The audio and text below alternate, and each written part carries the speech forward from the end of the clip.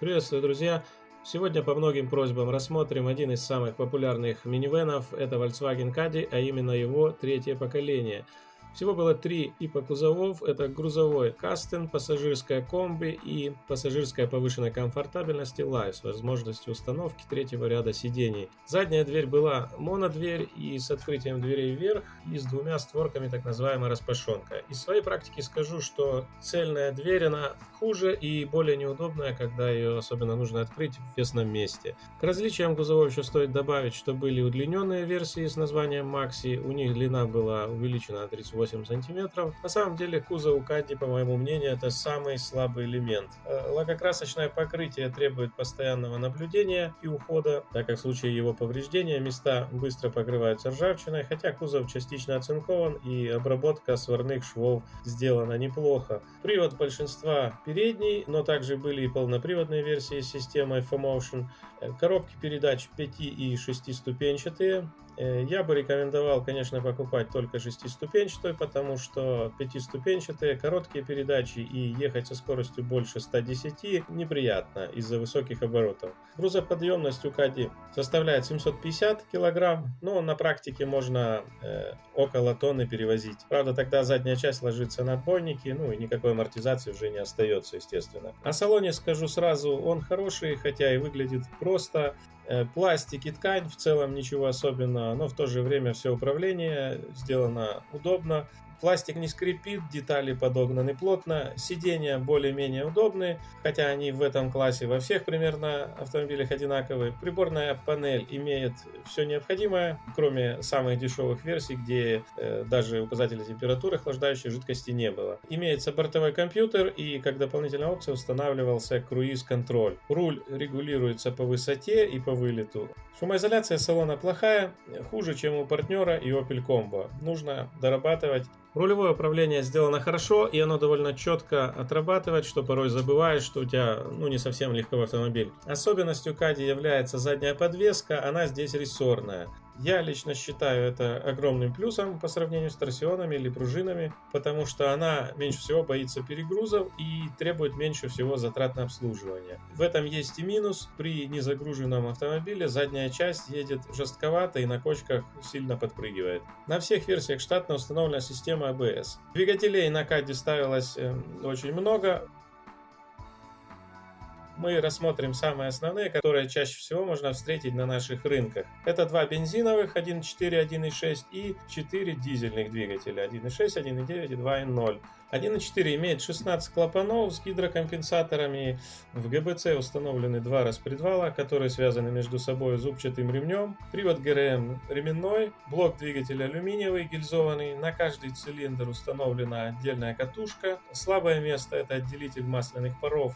Забивается и потом масло выдавливается из всех уплотнителей. Также в нем может замерзнуть конденсат, если передвигаться только на короткие дистанции. Например, если вы ездите по городу и двигатель у вас не успевает полностью прогреться. Ремонту эта деталь плохо подлежит, ее, естественно, лучше купить новой. Я вообще считаю, что 1.4 недостаточно для Caddy, хотя если не возить ничего тяжелое, то вполне можно мириться с динамикой. При нормальном обслуживании эти двигателя ходят по 300 тысяч без проблем. 1.6. Это очень вообще распространенный мотор среди Volkswagen. Имеет ГБЦ с 8 клапанами, гидрокомпенсаторами, ГРМ приводится ремнем, маслонасос приводится в движение цепью от коленвала, блок алюминиевый с гильзами, впускной коллектор пластиковый, используется одна катушка зажигания на все цилиндры, из мелочей это трескается выпускной коллектор. Из-за облегченных поршней с пробегом увеличивается расход масла. Можно, наверное, сказать, что это самый некапризный мотор в линейке Volkswagen. Caddy с 1.6, конечно, не быстр, но динамики для спокойных водителей вполне хватит. Это простой живучий мотор, ходят они по 400 с лишним тысяч без фатальных проблем.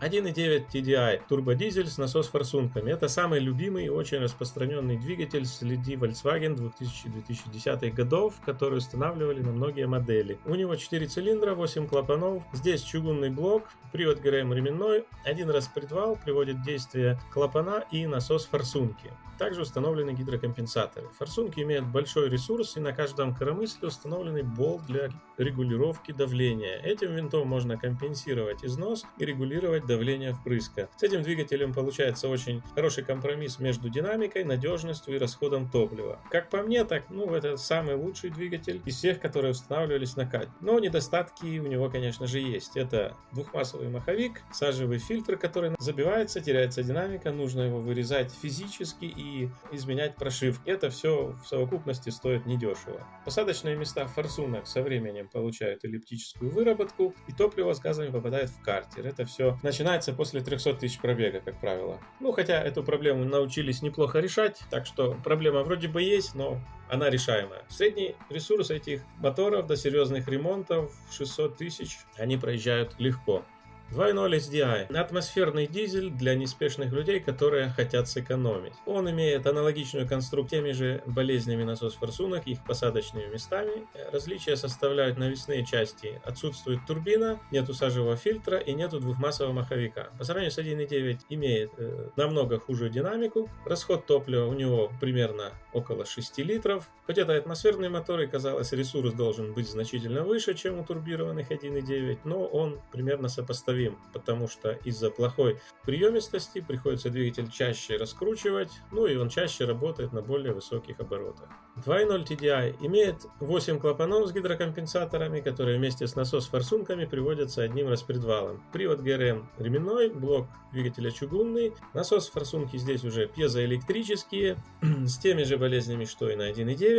Форсунки все так же держатся одним болтом. Двумя болтами держатся только на 16 клапанных моторов. Пьезонасос форсунки более чувствительны к плохому топливу по сравнению с 1.9 и 2.0 SDI. В сцеплении установлен демпферный маховик. За наддув отвечает турбина с изменяемой геометрией.